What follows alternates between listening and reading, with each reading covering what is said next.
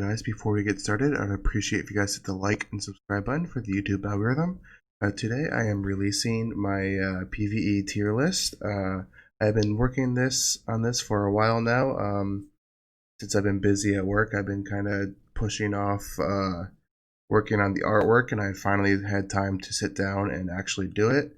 I finished the whole entire list a couple weeks ago, about a week and a half ago, and I just was slowly working on all this artwork. So finally here it is, and just a disclaimer, it is only for Flame Shrine and Broken Spaces. So let's go ahead and get started with the damage dealer tier list. A side note real quick that this tier list is made with the thought of the best possible team compositions possible in the game, which means I'm looking for highest damage potential in this list that's possible. So as you can see, Heartwatcher is at the very top of the list. I think she is a required hero. No matter what you have in your team, you're going to have a Heartwatcher, no matter what. And Flame Shrine and Broken Spaces, simple enough. Let's go ahead and get started for C and D. If the hero is not on this list, I basically consider the hero useless for PvE, and you just don't bring it, or bring that hero. In the D tier list, you have Vesa, Flame Shrine, or Flame Strike, Bade, Bloodbade, Ja, and Beria. I'm not gonna say much about these heroes. I think it's pretty self-explanatory why these heroes are here. They do decent damage, but they're not that great. Beria debatably could go up to tier C, maybe, on some bosses, but generally he's not that great. Ja and Bloodbade, they both are dot dealers, so you could possibly use them for Delacium Army, but they're not that great. For C, we got Penny, DA, Unimax, Omnivore, Cthulhu, and Ada. I like to make a side point on Ada real quick that I only put Ada here on this list only because in an early game for a whale, they might build an Ada, and sometimes that Ada will be doing the most amount of damage for them because of the her last passive does a lot of damage for an early game whale in PvE. So that is why Ada is right there in that list. Omnivore could go higher if he's paired with some Dosmogs and other Omnivores, but generally he is not that great. Unimax is on this list right here in C because he actually does really well on a couple fights, and he can do pretty decent damage. I've seen him do 2 billion plus, so it's not consistent all the time on what bosses, but he does decent damage when he can. Same with DA. DA is an inconsistent. Some bosses she does good, some she doesn't. So I put her in the C. That's pretty much what the C list is here. Is that they're inconsistent heroes. They can do good damage, but they are pretty inconsistent. Just like Penny, she can do really good damage sometimes, and then just poop on another time. So let's go ahead and go to tier B. In tier B, I kind of define this tier as basically they do good damage, and they're pretty consistent at doing that good damage. It's not like the best, but it's like pretty decent. Aspen above 35%. He's pretty consistently does decent damage. Same with Horus, Terras, a single Scary, and Asmodal. Asmodal is actually a pretty decent PvE hero in a lot of situations. He's consistent, and I put him at B. Let's go ahead and let's go to the A list. I have Dosmog here. You have him in multiples. He's really good in multiples. I might actually should make a correction there and put it ×2. Single Dosmog is actually not that great. Aspen minus 35%. That is actually really good. One of the near one of the best in the game, and that's why he sits here in A. Scary times 2 is also pretty good. Not much really else to say against that because Scary is, the more you get, the better he does. Nakia, Sigmund, and Delacium I put here because they do really good consistent damage with like you can have like a Gurky in here and boost Sigmund up to like 4 or 5 billion. You can do the same with Nakia. Nakia is a consistent 4, 5, 6, 7 billion. So I think they deserve their spot on A here. Single Delacium I think deserves a spot here because he can do insane amount of damage just doing his actives off of other debuffs that other heroes are putting out. So I think he deserves a spot there on an A here.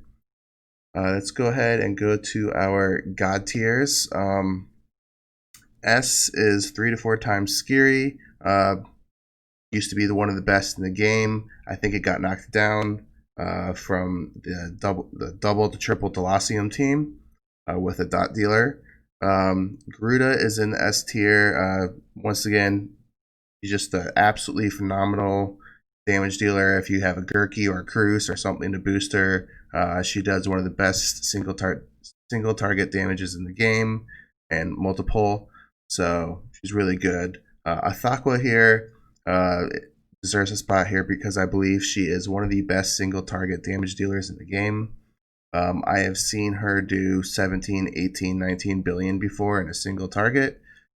So I think that's says it right there that she deserves a spot in S tier. I put DA and BS7 only in S tier because a lot of teams that are not that great in BS7 can just swap in a DA in there and she can do 4 to 5, 6 billion damage, and that's really, really good for Broken Spaces 7. So I think she deserves a spot in the S tier, but with disclaimer of Broken Spaces 7. We go over to my best team composition.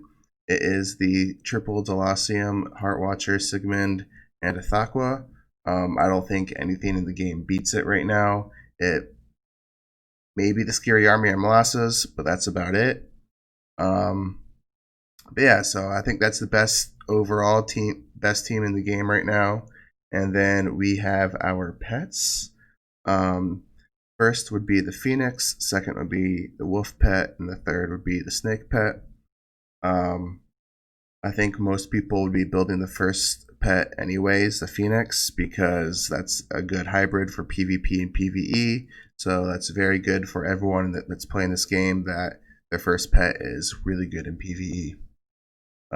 Actually the best. And then a new tier list that I have decided to make that I think needs to be discussed now that we have Delaciums in the game is a dot dealer tier list.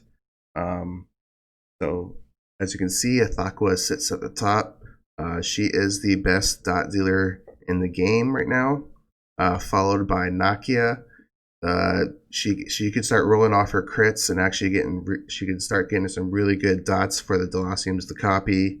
Dasmog, he has good dots, but they take time to ramp up. That's why he sits in the A. It's a little slow for him to ramp up, and the Delaciums have a more chance of replicating the early round dots than the later round dots. Jaw and Sigmund, they do really good damage in their dots, so that they fit there in the A, but not as good as Nakia. And then Bloodbade, Penny, and Walter sit there down at B. They're not the best dots in the game, but they earn a spot. And then I have an honorable mention is Michelle. The only caveat with her is that her dot damage is capped off of her own attack. So that means you can only use her if she's an E5, and then you'll have some pretty decent dots for you to replicate. And then you have the last category that I have, support tier list. Sitting at the S tier, you got Belrain, Gurk, and Olivia. These are the 3 best supports in the game for PvE. They give the most damage boost. I think it's pretty self-explanatory why they're all sitting in the S tier. Belrain is probably going to be the hero that's on this list and the supports, that's going to be on almost everyone's team if they have that Belran built. For the A tier, we got Gustin, Amon-Ra, Cruz, Ormus, Emily, and Carrie. They all have their own little niches for what they can do in PvE. For example, Carrie can reduce energy and help you survive like the Broken Space of 7 or something. Cruz has his armor reduce and his mark, and Gustin can clear debuffs. And on the other marks from Ada and Broken Space of 7, and Amon-Ra is just a good protector for you if you are getting hit with big burst damage that you need to protect yourself from. And then Ormus is just the best healer in the game, so he fits an A there, I think. And then you got Rosa and Vesa and B. Rosa can reduce armor, but it's not as good as Cruz, and because he just doesn't give he doesn't have that mark for the boosted damage. And then Vesa's a hybrid damage dealer and healer, not that great of heals compared to Ormus, so I think she goes down to B. So this is my PvE tier list for the Broken Spaces and Flame Shrine. I hope you guys liked this video, and I'll see you guys on Anniversary, and I'm really excited for that. I got over 2,000 scrolls on both my ult and my main, so I have been prepared for that for a while. So I'll see you guys then, and thanks for tuning in.